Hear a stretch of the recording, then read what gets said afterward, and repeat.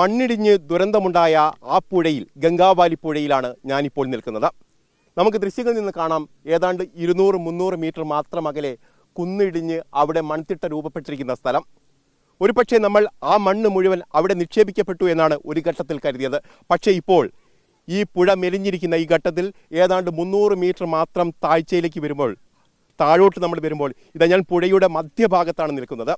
ഈ മധ്യഭാഗത്ത് ഇപ്പോൾ വെള്ളമില്ല. ഏതാണ്ട് 10 മീറ്ററോളം ഉയരത്തിൽ മണ്ണ് വീണ് കിടക്കുന്നു എന്നുള്ളതാണ് നമുക്ക് സമീപവാസികളിൽ നിന്ന് മനസ്സിലാക്കാൻ കഴിഞ്ഞത്. ആ ഭാഗത്തേക്ക് നോക്കിയാൽ നമുക്ക് കാണാം, കുട്ടികൾ കളിക്കുന്നു. ഈ പുഴയുടെ മധ്യഭാഗത്താണ് കുട്ടികൾ കളിക്കുന്നത്.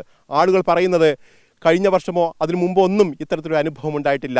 ഈ ദുരന്തമുണ്ടായതിനു ശേഷം മാത്രമാണ് ഇവിടെ ഇത്തരത്തിൽ പുഴയുടെ അടിത്തട്ട് ഈ രീതിയിൽ മാറിപ്പോയിരിക്കുന്നത് എന്നുള്ളതാണ്. ഏതായാലും ഈ പുഴയുടെ ഒരു ഭാഗത്ത് മാത്രമാണ് ഇപ്പോൾ വെള്ളമൊഴുക്കുള്ളത്. അവിടെ ഏതാണ്ട് കുറേ ആഴമുണ്ട്. ഈ പുഴയിലെ എല്ലാ വെള്ളം കൂടി ആ ഭാഗത്തേക്ക് ഒഴുകിപ്പോകുന്നത് കൊണ്ടായിരിക്കണം ഒരു പക്ഷേ ആ ദിവസങ്ങളിൽ, ദുരന്ത ദിവസങ്ങളിൽ കൂടുതൽ ഒഴുക്ക് രൂപപ്പെടാനുള്ള സാധ്യത കൂടി നമ്മൾ കാണേണ്ടതുണ്ട്. അതായത് 10 മുതൽ 12 നോട്ട് വരെ വേഗത്തിലാണ് വെള്ളം അന്ന് ഒഴുകിപ്പോയിരുന്നത് എന്നാണ് നമുക്ക് അറിയാൻ കഴിയുന്നത്. ഏതായാലും ഇപ്പോൾ പുഴ മെലിഞ്ഞിരിക്കുന്നു. ഈ മേഖലയിലേക്ക് ഈ ഡ്രഡ്ജർ എത്തുന്നു. ഈ ഡ്രഡ്ജർ ഉപയോഗിച്ച് മണ്ണ് മാന്തി അർജുൻ്റെ ട്രക്കും അതോടൊപ്പം തന്നെ കാണാതായവരെയും കണ്ടെത്താൻ കഴിയുമെന്ന ഒരു പ്രതീക്ഷ നിലനിൽക്കുമ്പോൾ തന്നെയാണ് ഏതാണ്ട് 300-400ഓളം മീറ്റർ വിസ്തൃതിയിൽ ഈ പുഴയിൽ മണ്ണടിഞ്ഞ് 10 മീറ്ററോളം ഉയരത്തിൽ മണ്ണടിഞ്ഞ് നിൽക്കുന്നത് എന്നുള്ളത് പ്രധാനപ്പെട്ട വസ്തുതയാണ്. അതുകൊണ്ട് തന്നെ പ്രതീക്ഷകൾ വരുമ്പോൾ തന്നെ ആശങ്കകൾ കൂടി ഉയരുന്നു എന്ന് വേണം പറയാൻ. കാരണം ഇത്ര സ്ഥലത്തുള്ള, ഇത്ര ദൂരത്തുള്ള ഈ മണ്ണ് എത്രത്തോളം നമുക്ക് എടുത്തു മാറ്റാൻ കഴിയുമെന്നുള്ള ഒരു ചോദ്യം ഇപ്പോഴും പ്രസക്തമായി നിൽക്കുന്നു. നമുക്ക് ആ ഭാഗത്ത് നോക്കിയാൽ കാണാം, ബോട്ടൊക്കെ എത്തിച്ചുകൊണ്ട് അവർ നടന്നു വരുന്നൊരു സ്ഥിതിയാണ്. കാരണം ഈ പുഴയിലൂടെ നടന്നു വരുന്ന സ്ഥിതിയിലേക്കാണ് കാര്യങ്ങളുള്ളത്. അതായത് നാളെ ഇവിടെ ഡ്രഡ്ജിങ് ആരംഭിക്കും. നാവികസേന ഇവിടെ തെരച്ചിൽ നടത്തും. അതോടൊപ്പം തന്നെ സോണാർ പരിശോധന നടത്തും. ആദ്യഘട്ടത്തിൽ കണ്ടെത്തിയ ആ സ്ഥലത്ത് വീണ്ടും പരിശോധന നടത്തുമെന്നാണ് നമുക്ക് അറിയാൻ കഴിയുന്നത്.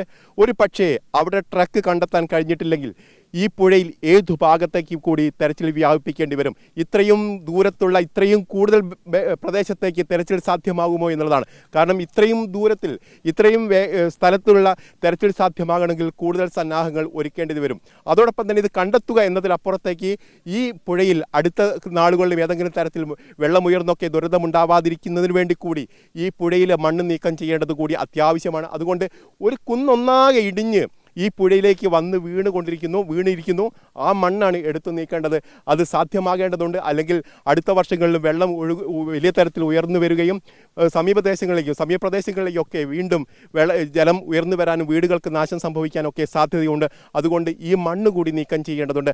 അർജുൻ്റെ ട്രക്കും അർജുനെ കണ്ടെത്തുകയും അതോടൊപ്പം തന്നെ ഈ കന്നഡ സ്വദേശികളായ 2 പേരെ കണ്ടെത്തുകയും ചെയ്യുന്നതിനൊപ്പം തന്നെ ഈ മേഖലയിലെ മണ്ണ് മാന്തുക കൂടി ചെയ്യേണ്ടി വരുമെന്നുള്ളതാണ് നമുക്ക് പറഞ്ഞു വെക്കാനുള്ളത്. വീഡിയോ ജേർണലിസ്റ്റ് രഞ്ജിത്ത് ബന്നിപ്പാടിക്കൊപ്പം reporter A K Abhilash, in reporter Shirur.